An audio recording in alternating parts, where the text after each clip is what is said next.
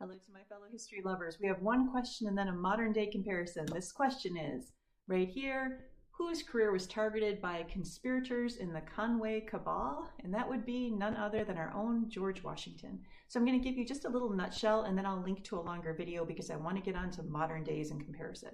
So the Conway Cabal is a group including Horatio Gates, American General Horatio Gates, and a guy named Conway. And they're basically saying, hey, Washington's not doing so good out there. Some of the battles, he's losing battles. Gates is riding high. Maybe we just get rid of Washington and put Gates in his place. We can all be glad that didn't happen. And Congress eventually chooses Washington. But what I wonder, this is just me talking, is if part of it is they're looking at it as it's not necessarily just military strategy, because arguably the greatest trader in our history, Benedict Arnold, might have been a better straight out military strategist. But at the end of the day, he offered up the country, West Point to the British for, I think it was 10,000 pounds or something. And then even Charles Lee, if you saw the video I did on him, he was second or third in command of the whole army, but he's arrested, held captive, and to save his own neck, he literally offers British General Howe, here's a plan of how you can destroy the Congress and destroy the American army. That was called Mr. Lee's plan.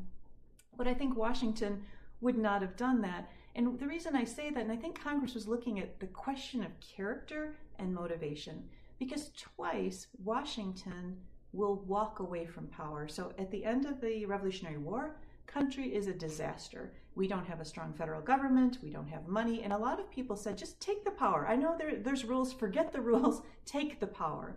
And he said no, that he hadn't fought a war, and granted this is for the rights of voting rights of men, of property, white men. This wasn't a perfect system, and Washington wasn't a perfect man. I'm not making him out to be perfect. He was flawed. All humans are. But he really believed in the cause. He's like, we're not going to fight this war for this, and then I just take power. So he walks away, and he'll walk away a second time after his second term. The whole idea of peaceful transfer of power, even then people wanted him to stay in power. And I'm going to juxtapose that to modern day. So if you think of Putin in Russia, Xi Jinping in China, and then most recently, what is his name?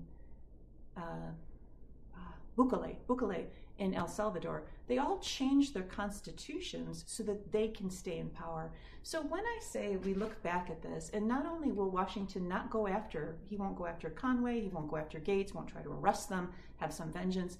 I think we're so lucky that this conspiracy failed and that Congress, I think, was looking long term. Anyway, thanks for letting me share. I'll see you tomorrow.